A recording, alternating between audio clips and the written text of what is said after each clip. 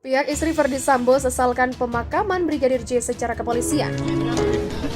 Polri itu terdiri dari 427.000 orang kurang lebih. Tetapi bagaimana seorang Polri bintang 2 berserta istrinya bukannya mohon perlindungan kepada Polri, tetapi mohon perlindungan kepada LPSK. LPSK sendiri dilindungi oleh Polri. Ini kan membingungkan tidak? Tinggal ini ya sekitar tinggal 20% lagi lah yang memang kami butuhkan untuk memperkuat sisi-sisi terangnya peristiwa.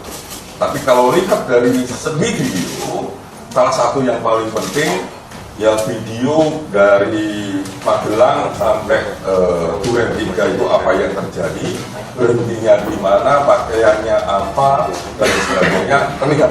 Intinya kita kawal terus kasus ini, siapapun kita, mau pangkat rendah, mau pangkat tinggi, semua sama di mata hukum. Baik, Pertanyaannya adalah, mampukah leadership kepolisian itu bertindak sesuai dengan fakta dan melakukan konsekuensi dari fakta yang muncul? Ya, bisa jadi dia menerima fakta, tetapi ya sudah, yang pelaku-pelakunya dibiarkan saja. Putri Chandrawati, istri Irjen Verdi Sambo bersuara mengenai pemakaman ulang Brigadir J alias Brigadir Yosua yang digelar secara upacara kedinasan. Melalui pengacara Arman Hanis, pihak Putri Chandrawati mengatakan bahwa Brigadir J tidak layak dimakamkan secara kepolisian karena dianggap telah melakukan perbuatan tercela. Bahwa jelas dalam rekap itu tegas disebutkan meninggal dunia karena perbuatan tercela, tidak dimakamkan secara kedinasan.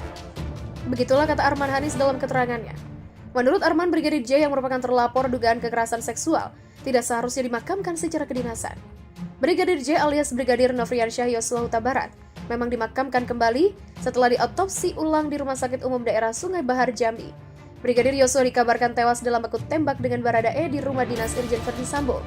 Insiden polisi tembak polisi itu terjadi pada Jumat 8 Juli dan baru diungkap pada Senin 11 Juli. Polisi mengklaim peristiwa saling tembak yang berawal dari dugaan pelecehan yang dilakukan Brigadir Joshua terhadap istri Verdi Sambo. Brigadir Joshua dituding melecehkan istri Verdi Sambo di dalam kamar. Sementara itu keluarga Brigadir Joshua tidak percaya dengan penjelasan dari Mabes Polri. Mereka menyebut Brigadir Joshua diduga disiksa dan dibunuh secara berencana. Baradae yang rupanya adalah Barada Eliezer telah muncul ke publik untuk pertama kalinya pada Selasa 27 Juli. Barada Eliezer yang berpakaian serba hitam mendatangi Komnas HAM untuk memberikan keterangan bersama dengan ajudan Verdi Sambo lainnya. Sebelumnya, ajudan atau Aide de Camp Irjen Verdi Sambo yang lain telah memenuhi panggilan Komnas HAM. Mereka diminta datang untuk dimintai keterangan terkait kasus baku tembak Baradae dengan Brigadir Nofriansyah Yosua Huta Barat. Akhirnya terungkap keberadaan Brigadir Joshua, Baradae dan istri Irjen Verdi Sambo sebelum penembakan.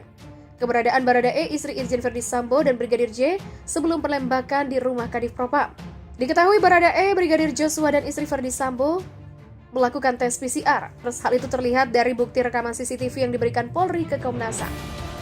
Komisioner Komnas HAM Hoirul Anam mengungkapkan isi rekaman video CCTV yang diberikan tim puslapor Polri dalam pemeriksaan terkait tewasnya ajudan Irjen Verdi Sambo, Brigadir Nofriansyah Yosua Huta Barat atau Brigadir J.